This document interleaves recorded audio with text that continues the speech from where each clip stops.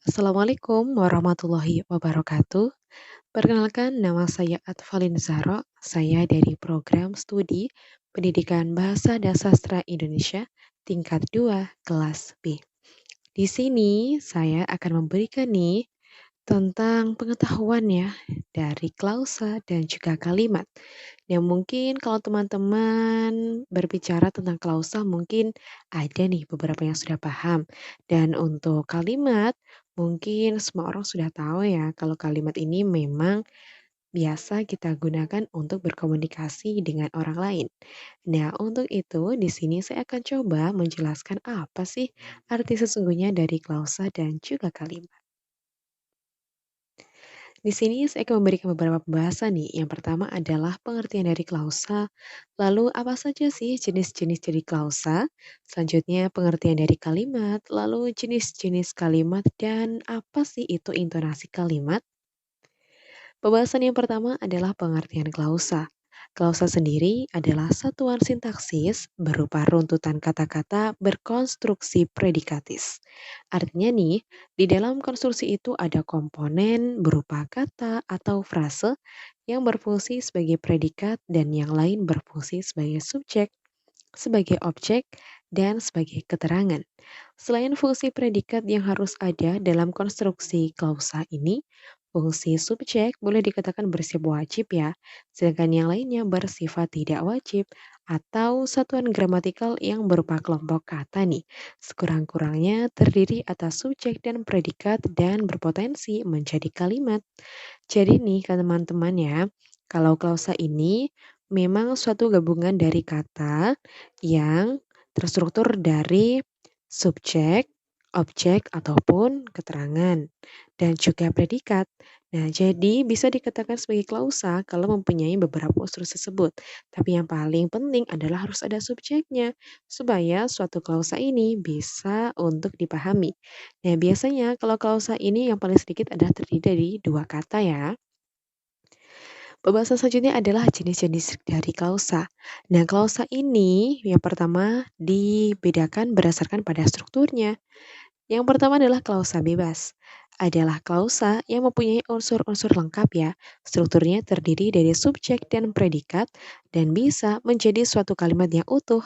Dalam penulisannya, klausa ini tidak menggunakan macam-macam kata penghubung dan juga konjungsi. Seperti contoh adik menabung dan dia menangis. Selanjutnya adalah klausa terikat. Klausa ini adalah klausa yang memiliki struktur tidak lengkap. Strukturnya hanya subjek saja dan tidak bisa menjadi suatu kalimat. Dalam penulisannya, klausa ini harus ditulis dengan menggunakan jenis-jenis konjungsi ya. Sepertinya adalah sementara waktu. Nah, jadi pada klausa terikat ini, kita bisa lihat pada konjungsinya adalah sementara dan waktu ini menjadi klausa terikat. Selanjutnya adalah klausa yang berdasarkan pada unsur predikatnya. Klausa yang berdasarkan unsur predikatnya dibagi menjadi 4 nih. Yang pertama adalah klausa verbal. Nah, klausa ini adalah klausa yang predikatnya berkategori verbal atau kata kerja. Seperti contoh nenek mandi dan juga kakek menari. Selanjutnya ada klausa nominal yang merupakan klausa yang unsur predikatnya berupa jenis-jenis kata benda. Contohnya ayahku hanyalah seorang guru. Selanjutnya ada klausa adjektiva adalah klausa yang unsur predikatnya berupa jenis-jenis kata sifat. Contohnya rumahnya begitu jauh dari sekolah. Selanjutnya adalah klausa preposisional.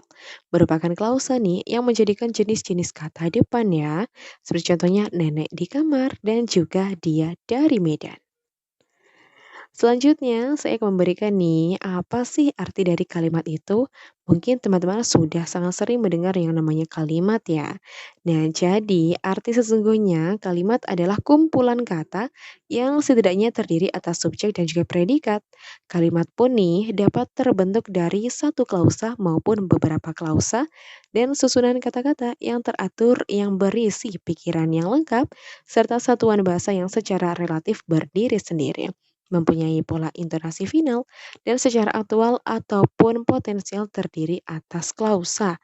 Nah, jadi kalimat nih memang terdiri subjek dan predikat ya, dan itu tentunya wajib agar suatu kalimat bisa dimengerti. Kalimat sendiri teman-teman merupakan unsur yang bisa terbentuk dari klausa.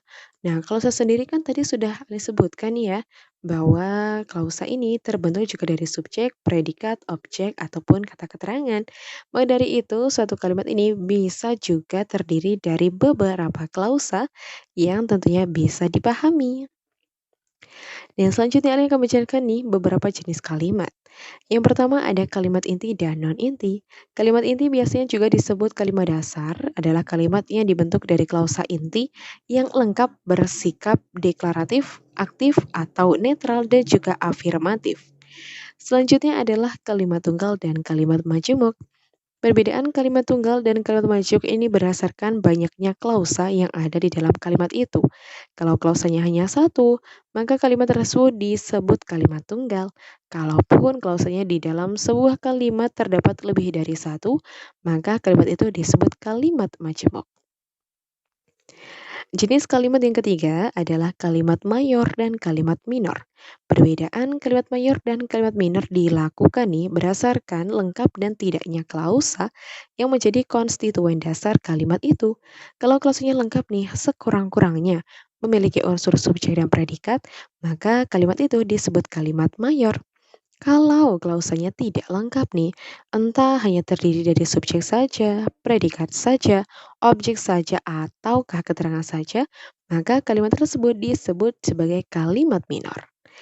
Yang selanjutnya adalah jenis kalimat nomor 4 ya, adalah kalimat verbal dan kalimat non-verbal. Kalimat verbal atau kata kerja adalah kalimat yang dibentuk dari klausa verbal ya. Sedangkan kalimat non-verbal adalah kalimat yang predikatnya bukan kata atau frase verbal, bisa nominal, adjektival, adverbial, ataupun juga numeralia. Setelah dari jenis-jenis kalimat, kita masuk ke materi terakhir yakni intonasi kalimat. Intonasi kalimat sendiri adalah gabungan dari bermacam-macam gejala yang umumnya disebut tekanan nada, tempo, dan jeda dalam mengungkapkan atau mengucapkan suatu kalimat. Intonasi merupakan lagu kalimat yang meliputi nada atau tinggi dan rendahnya lagu kalimat dan juga dinamik atau keras dan lemahnya lagu kalimat. Yang namanya intonasi memang sangat dibutuhkan dalam suatu kalimat ya teman-teman.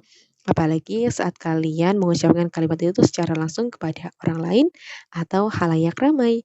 Suatu intonasi kalimat sangat penting untuk bisa menggambarkan isi dari suatu kalimat tersebut. Nah, itu tadi materi yang bisa saya berikan pada hari ini.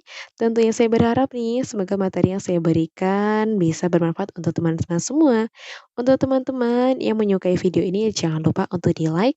Dan kalau punya saran kritik, saya sangat terbuka. Bisa tuliskan di kolom komentar ya. Untuk itu, saya ucapkan terima kasih dan wassalamualaikum warahmatullahi wabarakatuh.